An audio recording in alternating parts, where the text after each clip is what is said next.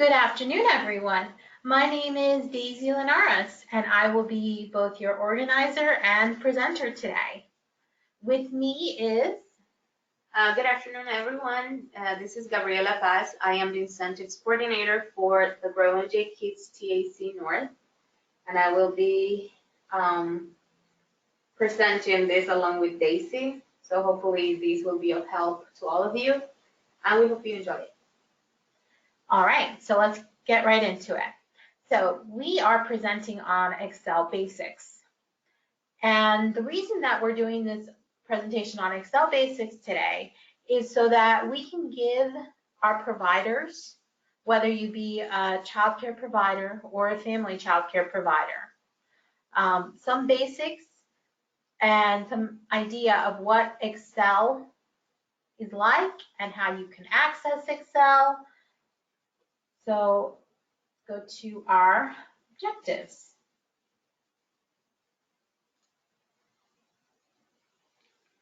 Learning objectives for today are that the attendees will become familiar with the following: terms used when dealing with Excel, how to create a simple Excel worksheet, how to enter and edit data in a spreadsheet, how to create, copy, and paste simple formulas, how to merge multiple worksheets into one workbook, how to copy worksheets, sort data in a worksheet, and print and preview worksheets.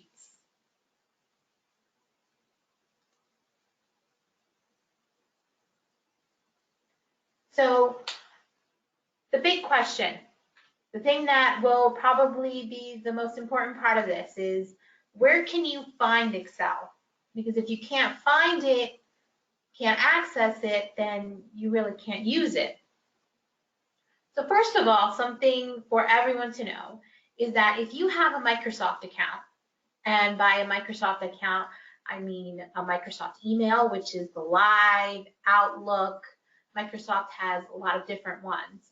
But if you have an account, then you get a limited version of Excel for free that you can access when you log in online. Another great place to find Excel is your public library. And a public library comes with the added bonus of a librarian, who are usually able to help you access it and get you started on Excel if you can't. You also have the option of purchasing Excel, and they've made it actually pretty affordable at this point. They have a desktop version where you make one-time payment and you can install it on one machine, and it's yours for life, for however long Microsoft decides to support it. Then there's Office 365, which is a subscription service, and that just means that you can either pay for a year of access to the full Office suite, Office 365, which includes Word and other things, other programs, and that's $69.99 per year, or you can go from month to month and pay $6.99 per month, and you stop whenever you want. And no, we're not trying to sell you on Excel. The stuff that we do today on Excel will actually help you if you want to use Google Sheets, which is Google's free alternative to Excel. But whichever way you want, we're going to concentrate on Excel specifically.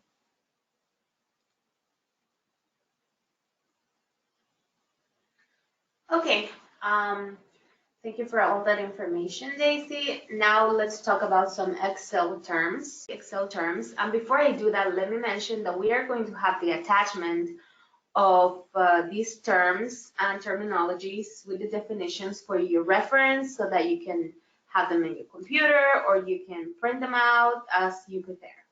Let's start with worksheet. So a worksheet or a sheet is a single spreadsheet in a workbook.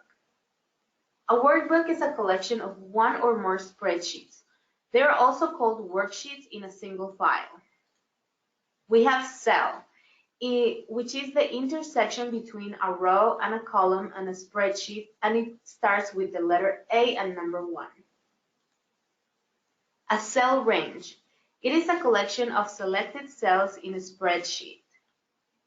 Rows.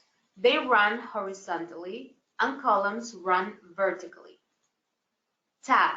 A sheet tab or worksheet tab is used to display the worksheet that a user is currently editing, and it's located at the bottom of the spreadsheet. We also have data, and there are 3 types of data. The first one would be labels, which is text with descriptive pieces of information such as names, months, or other identifying statistics, and they usually include alphabetic characters. We have values, which are generally raw numbers or dates, and then we have formula. Daisy will go over this term and the following term. Thanks, Gabby. So, very quickly, the terms I'm going to go over are the formula bar, formula, function, number format, sort, page break preview, and page layout.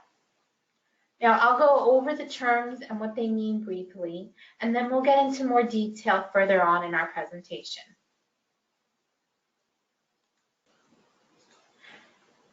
Formula bar is a toolbar, as you can see here, at the top of the spreadsheet that you can use to enter or copy an existing formula into the cell or charts.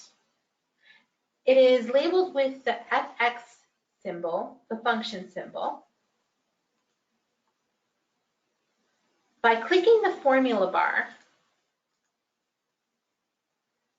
or when you type in the equal symbol in a cell, the formula bar will activate.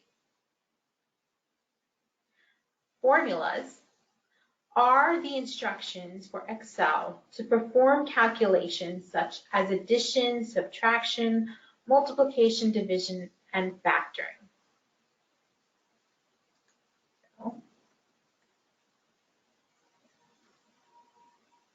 Ta-da!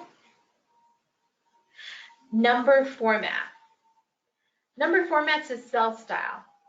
It's a defined set of formatting characteristics, such as fonts and font sizes, cell borders, cell shadings. You have some predetermined number formats.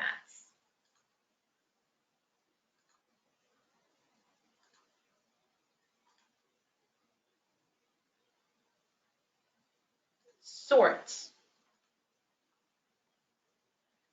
Sort is a process that involves arranging the data into some meaningful order to make it easier to understand, analyze, and visualize. As you can see by the arrow, sort is available here at the top right-hand corner.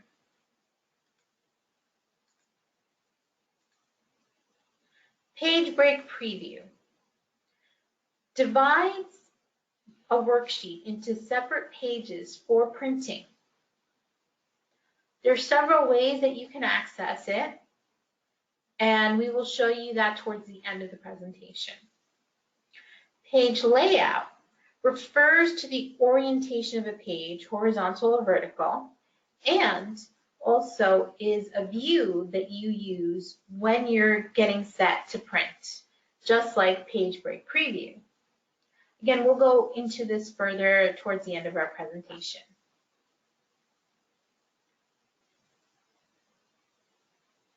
So before we get into making a workbook in the Excel program, I'm going to very briefly show you one of the free versions of a spreadsheet that you can do, which is Google Sheets. Look at your screen.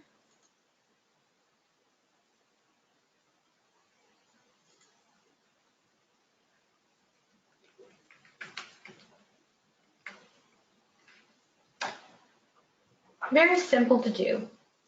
If you have a Google account, all you do is you can type in Google Sheets,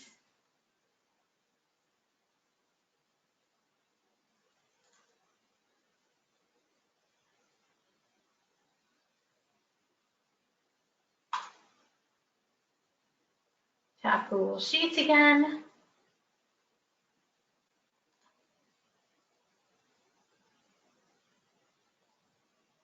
and you have a spreadsheet that, if you think back onto our examples that we were showing you previously, looks a lot like Excel.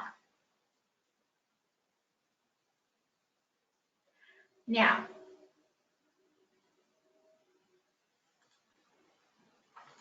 when you first open Excel,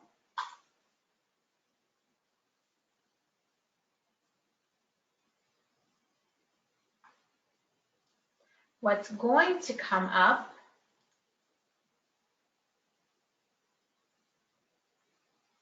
is this sheet here. You'll have a chance to look at templates.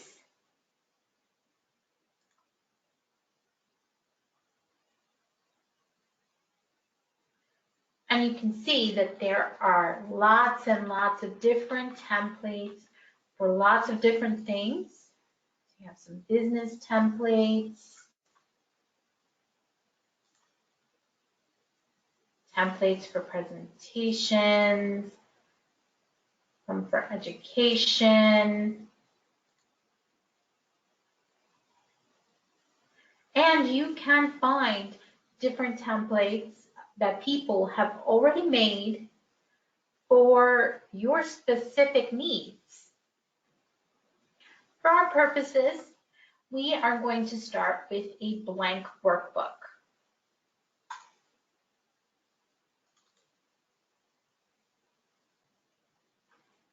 It's as easy as that to create a workbook.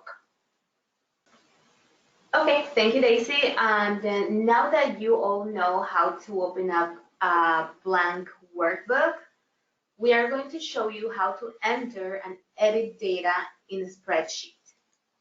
Okay, so let's enter some data now. So under column A, number 1, that would be the row, let's insert child name. And then going on B1, we're going to start using date. So for this purpose, we are trying to do like a monthly attendance, because we don't have too much time, then we're just going to use a 5-day range. So let's start with January 1st, 2019. Then we go to letter C, number 1. That will be January 2, 2019. And if you don't want, you can either put it manually, like all the numbers, but there's an easier way to do it, which is you select the cells. So we're going on B1 and C1, and you can see where the arrow was, or the white plus sign is. It's gonna turn into a black plus sign. If you see on the right right bottom corner, there you go.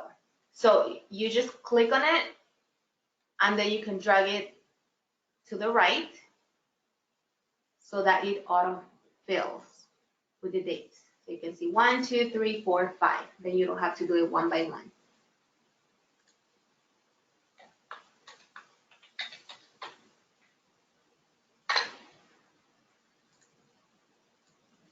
You could do it to the right like that. You see, even if you just put the first date and you drag it, it's gonna still fill out like the date on a continuous number. Now, if you have a number, for example, you could do the same thing, select the cell, and you drag it to the right. As you can see, it's not gonna come out like in different numbers, it's just gonna copy. If you drag it down, the same thing, it's just gonna copy. If you wanted to have the names, the numbers, then you have to do at least 1, 2, and then drag it down, and then Excel will know that you want to have the numbers 1, 2, 3, etc. instead of having the same number repeated. Okay, that was just to show you. Let's delete this now. And let's go to letter G1. We're gonna have a total week attendance. And the reason why we are having this information is because we want to show you a couple of different things or data formats.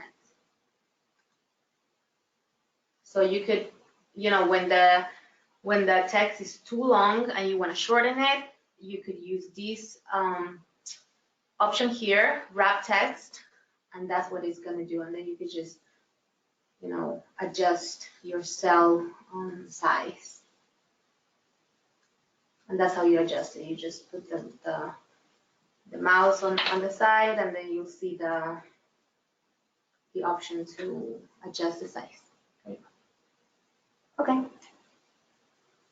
We could also start filling out some information on column A. So we'll go with some children names. These are just fictitious names. So let's start with Jason Smith. We're gonna have first child. Then on A3, we're gonna put Lauren Cliff.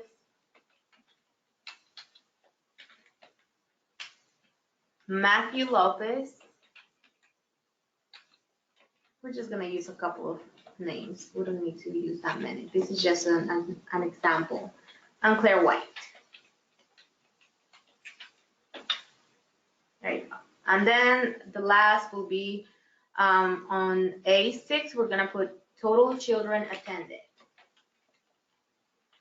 So for this purpose, we're going to use a number 1, where which means that the child attended on that day, and a number 0 to say that the child was not present on that day. Now, presumably you've gotten all this data in there and you want to make this information have a nicer format. So, Excel gives us options to do this. You can make a child's name, make it bold, make the top labels up here in the first row bold. By selecting all of them and hitting bold, you can change the format of the dates. A short date, which is what you're seeing right now, or you can have it be a long date, which is showing the date, the day of the week, the month, day, and year. There are many, many ways in which you can format your sheets.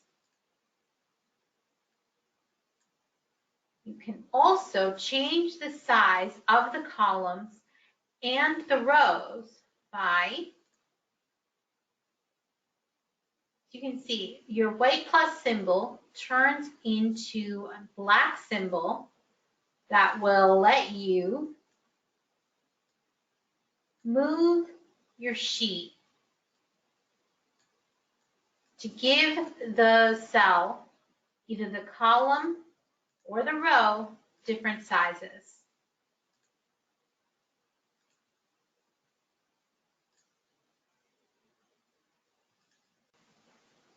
Now, presumably we are going to be entering in numbers in these cells that you are seeing now. Now, we could manually go into each cell, change the format to numbers, but the quicker way is to select all the cells that we want to have the number format and simply select numbers. And then, as you can see, all of these cells are the number format. And then when you're resizing the columns to suit your needs, you can make sure that the same type of column B, C, D, E, and F in this case can be the same size by either selecting all the columns and right-clicking, selecting column width, and then all the columns can be the same width size. We're going to do a 30 and see what it does. You can see. So all the columns, the same size. Or you can, again, your white pointer, once you hover it over the intersection between the two columns, will become a black pointer. You can select that and then drag it to the size that you want the column to be. And all the other columns will also be that exact size.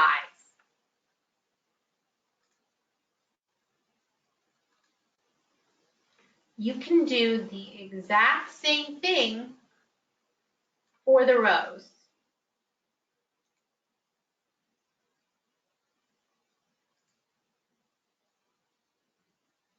We'll change this to 20.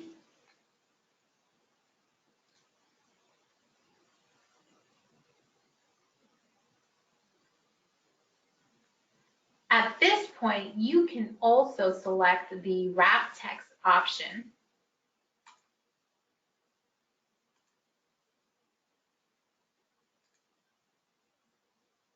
Which will allow you to put the format in there and not have to think about it later. So when you enter in data at another point, just put, for example purposes, we're going to put here a sentence.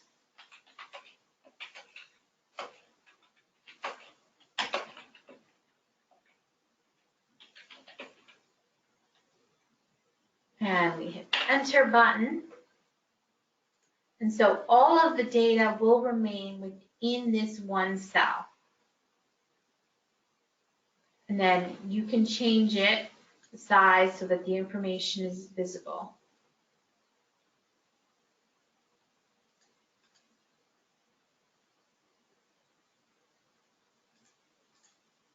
Now, another thing you might have noticed is that when you select this cell that has information in there, and you can only see a little bit of the data in here, in this cell.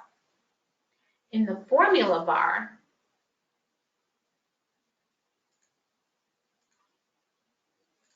you are able to see everything that is contained within that cell. Now we're going to move on to how to create, copy, paste a simple formulas and functions. This can be something quite complex, but at the same time, Excel also makes it quite simple, as functions are already pre-made options in Excel. So, for the purposes of today, we have pre-populated a spreadsheet, a worksheet, with all of our data for the week of January 1st to January 5th. Now, we want to know what was the total attendance for the week for Jason Smith. There are a number of ways we can do this. We can type in the equal symbol. This will tell Excel that we are creating a formula. All formulas start with an equal symbol. Now,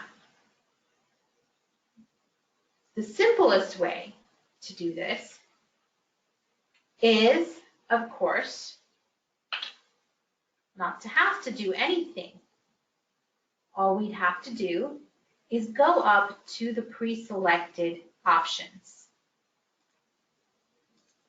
and we select a function. In our case, this function is the sum function. The sum function automatically adds data. So once you have selected the sum function, what's going to happen is that it's going to highlight a set of data that Excel is assuming you want added. Now, you don't have to have it sum that information. You can select, take your mouse and select a different set of information. Nothing is done until you hit the enter button. So right now we're going to hit enter.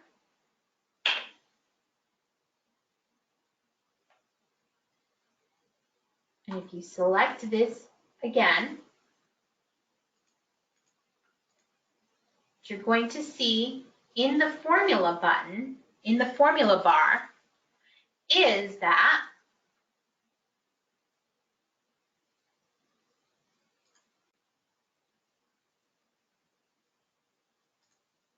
the formula bar will show you the formula, equal symbol, sum, parentheses, V2, colon, F2, end parentheses. What does that all mean? Well, very simply, that all means is that all the ones from cell B2 all the way to cell F2 have been added together. And all of that comes to 4.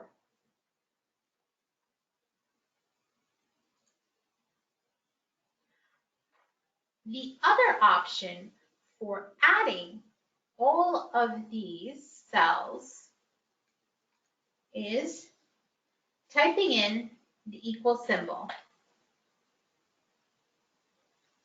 selecting cell B2,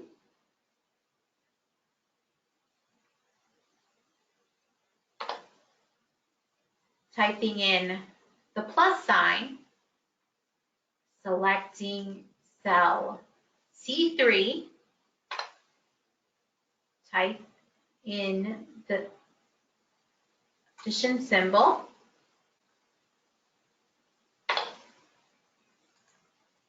again and again until you have all of the cells you want added together.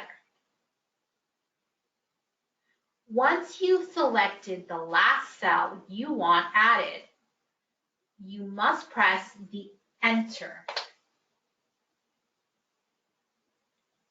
The reason that we need to press enter is that the enter button tells Excel, I'm done. There's nothing else to put into this formula. Let's look at what happens if we don't press enter and just go and select another cell. And let's say we're done and we've decided that we're going to go to select another cell without pressing enter. Well, Excel doesn't know that you're done. As far as Excel knows, you wanted to add, instead of adding C2, C4, you wanted to add H4. So it's very important that you hit the enter button when you want your formula to end. Now, this only applies to when you initially enter in the formula. After you have entered in the formula, you can make changes in the formula bar, or in the cell, but only after you've double-clicked on the cell.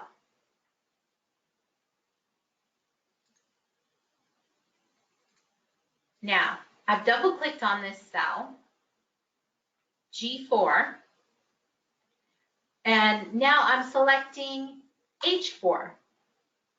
Nothing happens. That's because Excel knows you are finished with this formula. You're not adding anything else to this formula. And so when you go to H4, it doesn't change the formula that exists. You can, of course, change it later on. So you can double click and go on plus sign, another cell, plus sign, another cell, and you hit enter.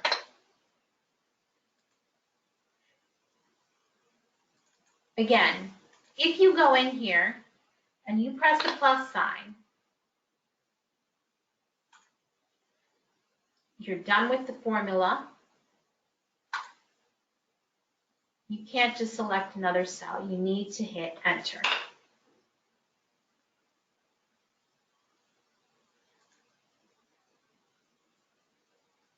Now,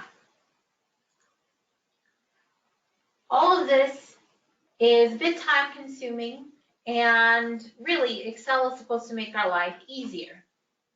So once you have the formula set for one of your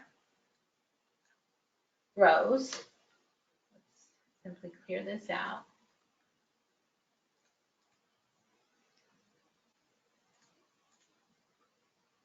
You again can go to the bottom right-hand corner of that cell where there's this little box. I don't know if you can really see it here on your screen.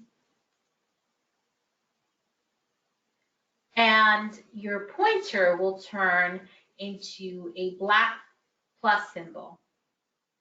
You select, you left click down, and you drag it all the way to all the cells you want added. And so that copies your formula all the way down your column. If you look in your formula bar, you can see that the formula, the sum formula, has been copied, but it has been copied to apply to row 3 instead of row 2.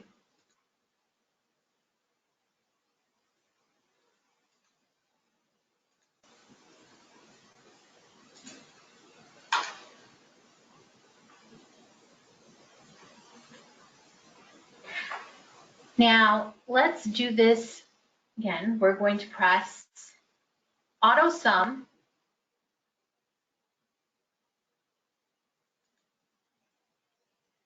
And as you can see, the formula automatically generates.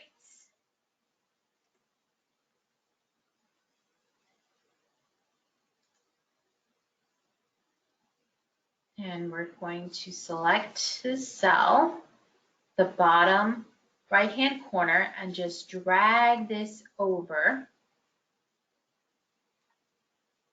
to all the places we want it to go.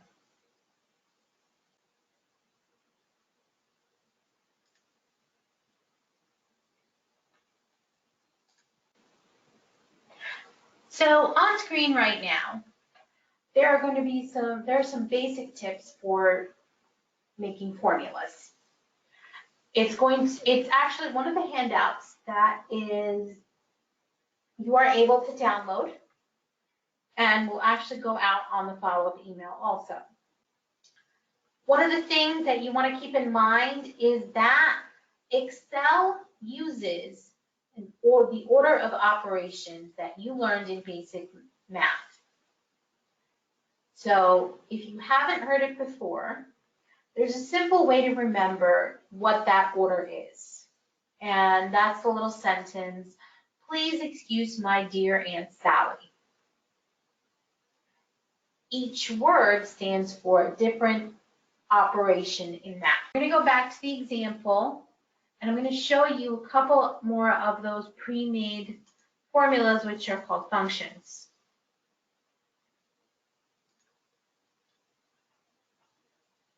So as you can see, if you go up to auto sum, there's a drop down, and that drop down will give you various different functions. So in this case, we're going to select average, and the average is exactly what it sounds like. It takes the average number of the selected cells. So in this case, we're going to select B2 to B5. And we hit the enter button. This tells me that the number 1 is the average number. Now, if we went and selected B2 to B6,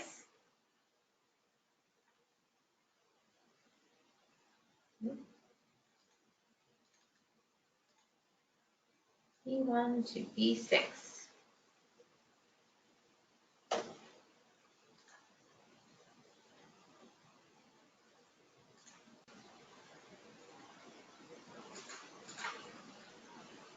Now, we're going to select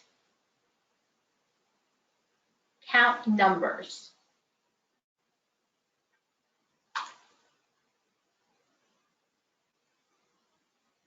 So count numbers will let us know how many numbers are in the data that we have selected. So in this case, we asked it to count how many numbers are in cells B, C2 to C6. And we have 1, 2, 3, 4, 5 numbers. It's not adding up how much those numbers add to, which in this case is the number 2. It's counting how many numbers were in those cells.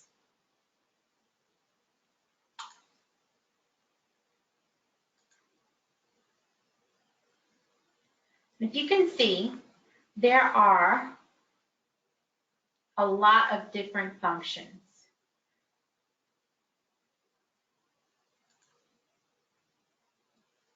You hit the more functions in the auto sum, you'll see that there are functions for lots and lots of different things. Most of them you're never going to use. So for your purposes, normally, all you're going to really use is the sum, the average, maybe the count number, maximum, which is what's the max number, what's the minimum number. Go here, just hit.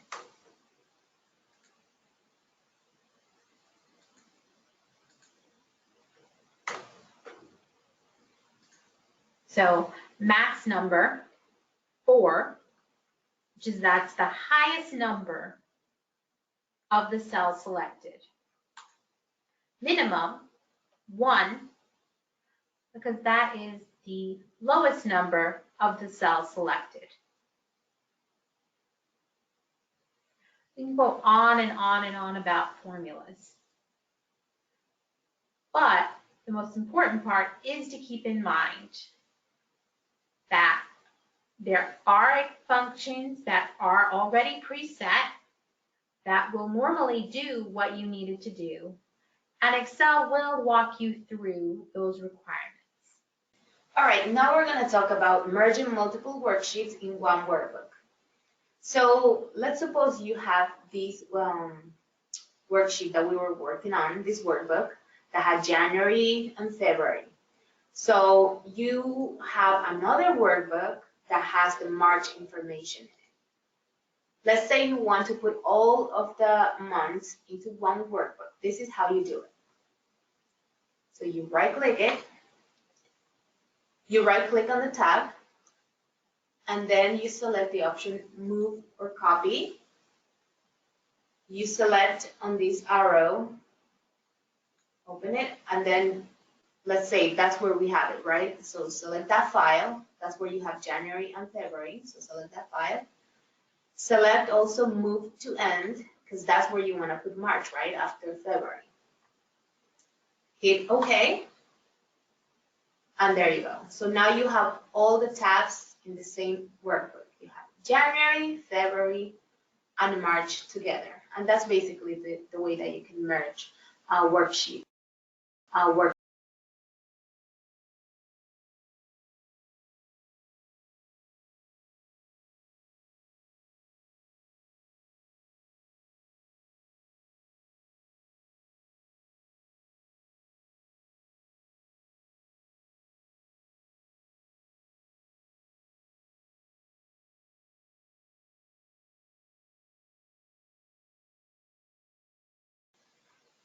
Okay, let's show how to copy worksheets. And for this purpose, let's open our sample Excel workbook. Okay, now you have it on your screen. What you're gonna do is just choose whichever tab you want. For my purpose, I'm gonna use January blank. And then on the mouse, right click and choose the option Move or Copy. Click on it. And you can move it wherever you need it.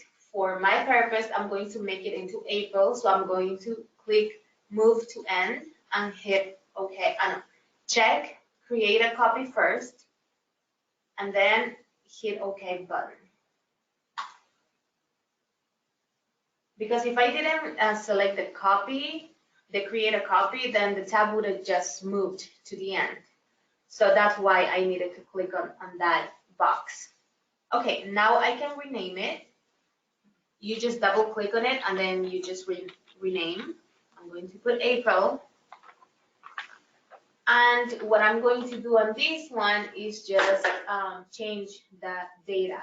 So the name of the children are gonna remain the same, but the dates I'm going to change. So let's make April 1st, April 2nd, etc. And that way you could just fill out your information for the following month. And you can repeat this process for the next months like May, June, July, etc. throughout the whole year. I would also like to show you at this point how to delete a tab. Let's say you made a tab and you just don't need it, you made it by mistake. So let's go to January blank because I'm no longer going to need that one. Right click on it. And as you can see, the second option says delete. Hit delete. And then it's going to ask you if you want to delete it. If you say delete, then it's going to delete like forever. It's going to be permanent. You cannot undo this. So I hit OK because I am very sure I don't need it. And that's how you can delete a tab. There you go. Now we have January through April.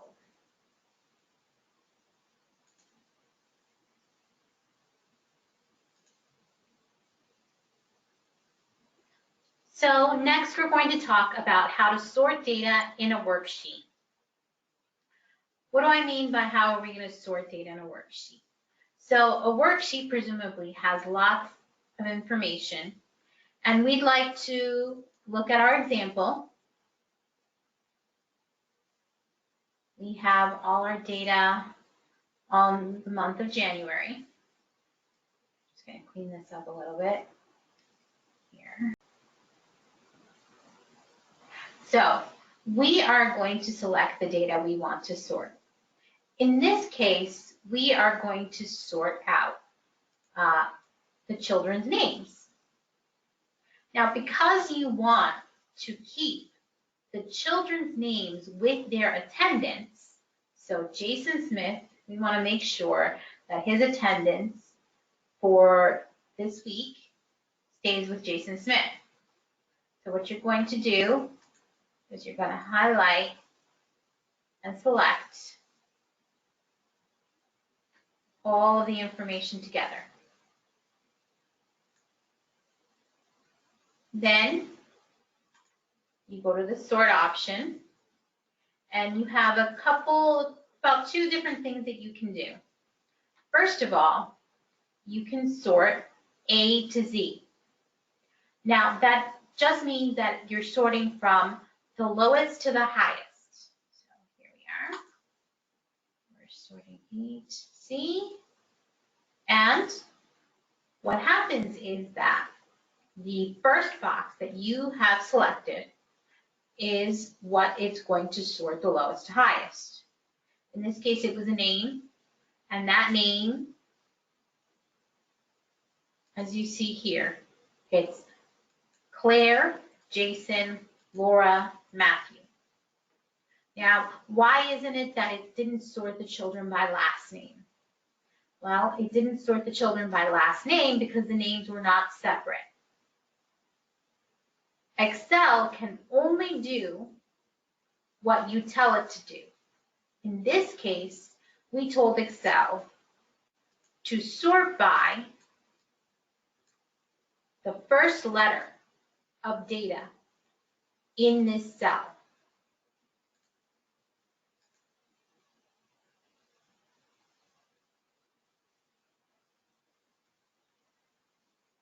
Now, the other way that you can sort the data is, as you can see, I am highlighting the first row, which contains our labels.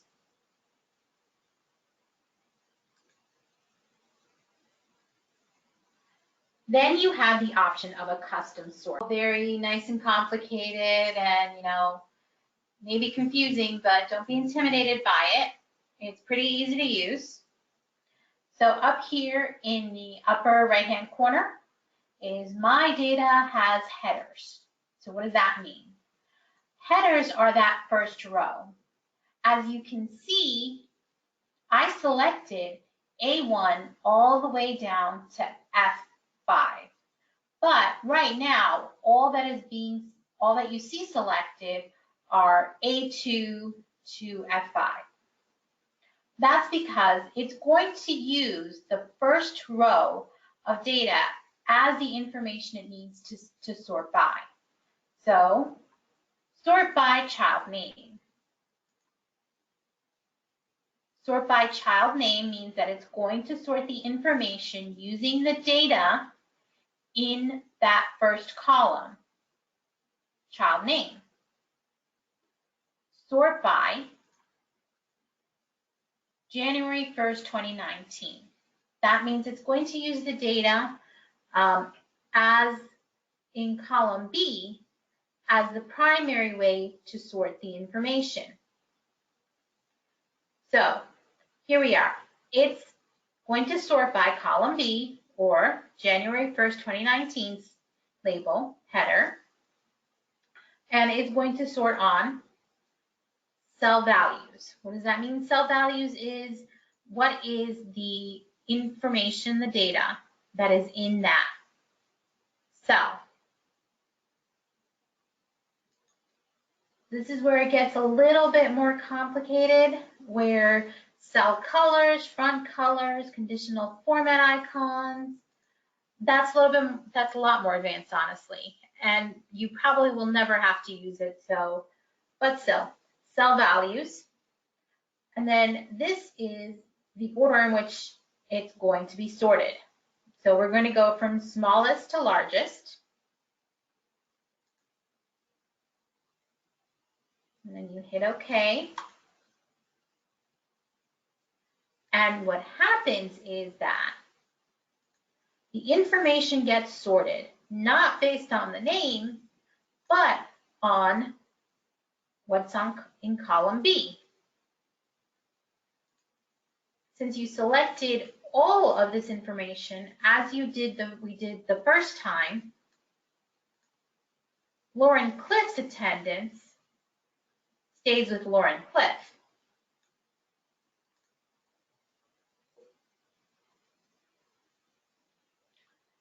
Okay, now we are going to go and look at how to preview and print the worksheets. This is probably what you're going to use the most, because you may, let's give you an example, NJCCIS right now, you can, for certain things, download a list of information, and that information comes to you in an Excel format. Now, you want to print that information, but you don't know how to make it fit into a page. You can, of course, use the Page Layout tab.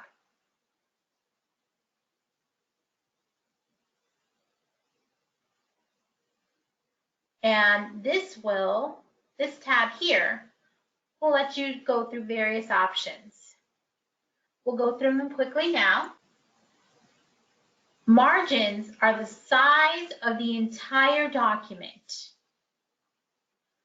So this is normally set to a certain standard, and then you have wide option and a narrow option. Normally you don't change it from the normal. Orientation, portrait or landscape, really how the paper comes out printed. Then size is the size of the paper you have in your printer. Letter, legal, usually you don't have more than letter. Legal occasionally, and these are other special sizes. Print area. Now, you select a print area because that is the information you want to be printed. So we're going to go and select child name all the way to total child attendance. Get all our information in here. And we're going to set the print area. All right, we set the print area, but how do we know what's going to print? On the bottom of your program, bottom right-hand side, you have different views.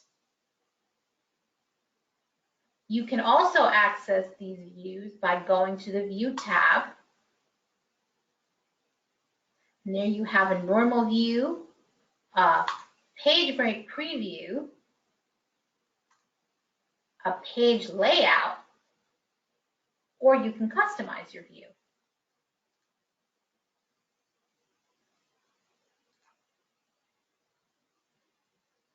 You can do the same by using the buttons on the bottom right-hand corner.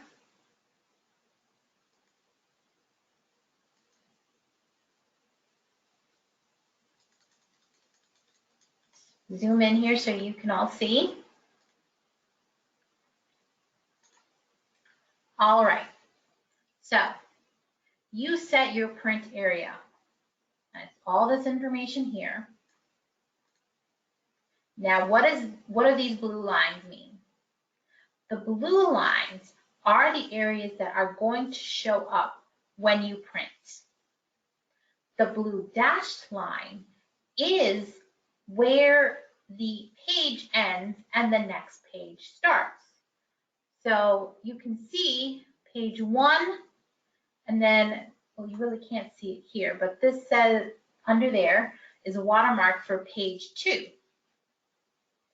But I want all my information in one page. That is actually very simple to do. Now, you want to take your mouse and you want to hover over the dashed line. What will come up is that your pointer is going to change into a black symbol with two arrows going in opposite directions. You're going to left click and move that arrow over, moving the line over until you are able to go to the solid blue line. This changes your information, your way your printing is going to come out. Everything will now be on one page. But how is that going to look on the page? It's very easy to find out. Is you go to the page layout.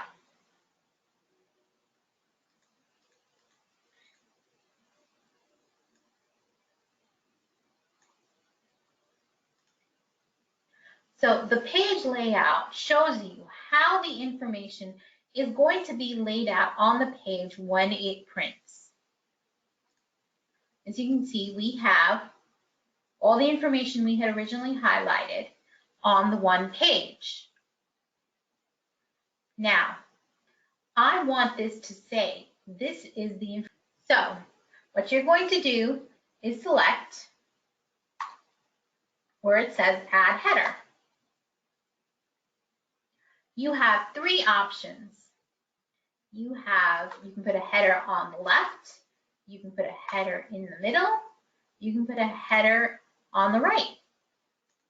What we're going to do is we are going to put a header in the middle. We're going to call it January.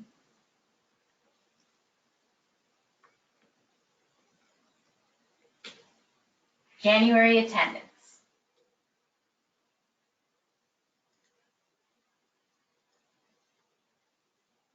And so you can go ahead and make any changes you would like to the text. Make it look however you like. Or put it in this really weird font. Make it a bigger size. Now, when you go to print, as we are going to do, you hit File, Print,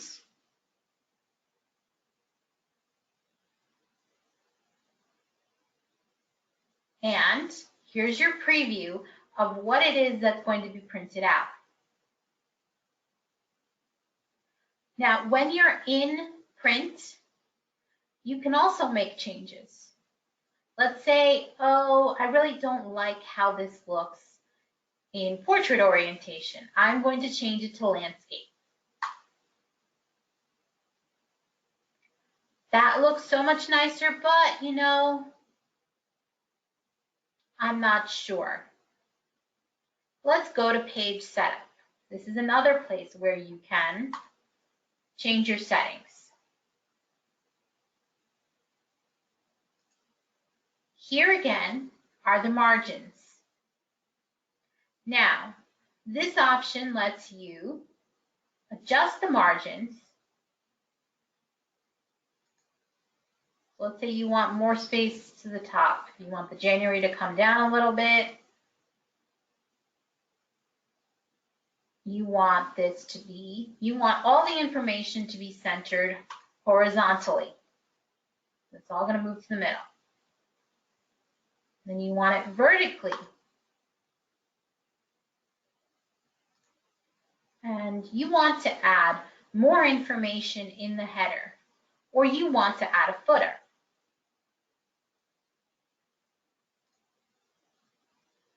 So the same options that were in the other page layout are here also. The left section, center section, right section.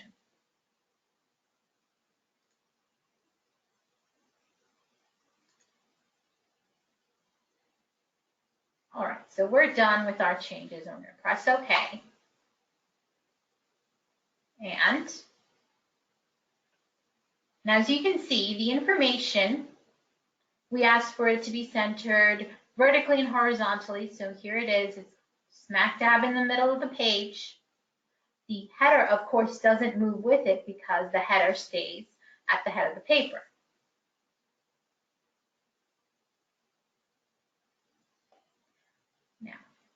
Now we can go back to the page layout information.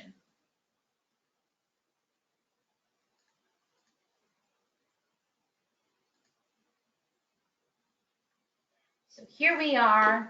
We don't really like how it's going to come out. We want to adjust things more.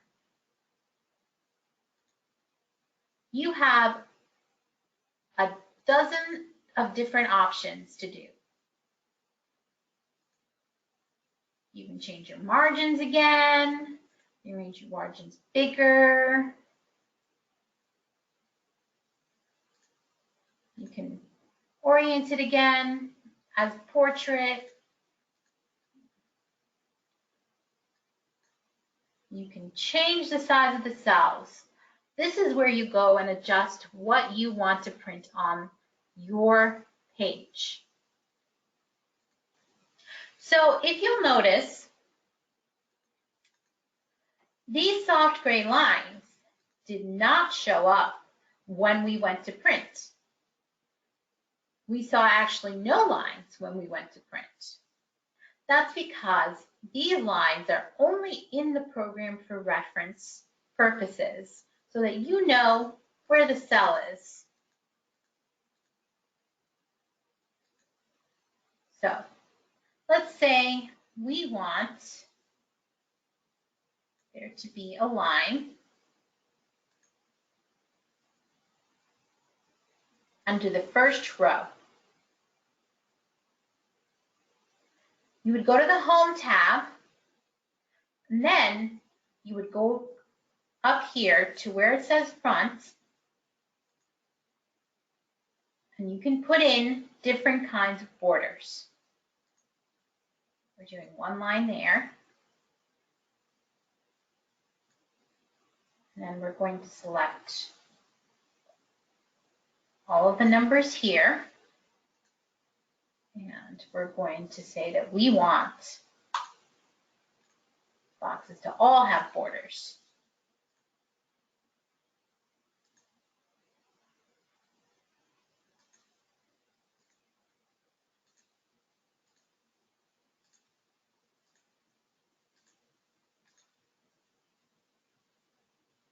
And then we want here to give a bottom double border there. You can do different things with the borders. You can change the line color, you can change the line style, so change it from a line to dashes, to little dots. You can have a thick border all around.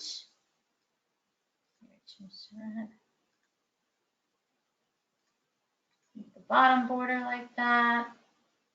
You just have to remember that every time you put in a border, you have to consider the borders that were on the cells above it. So when we erased all the borders on this row, we took the borders from this row's bottom.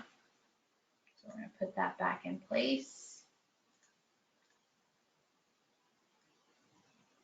And then we're going to add a bottom border there.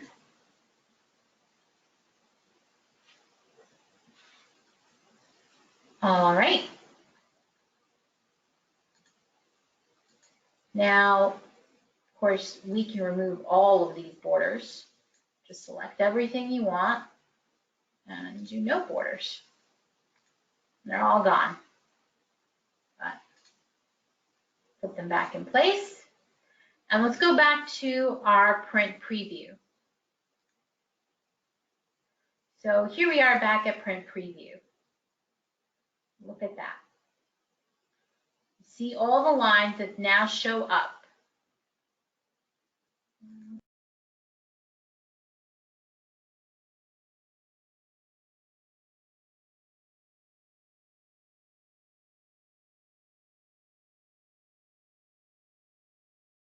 Okay, thank you everyone for joining us today. I know we went a little bit over, but we will be sending out a email with all the handouts that we had today, plus some other resources, and a copy of the video. Thank you for joining us and have a good day.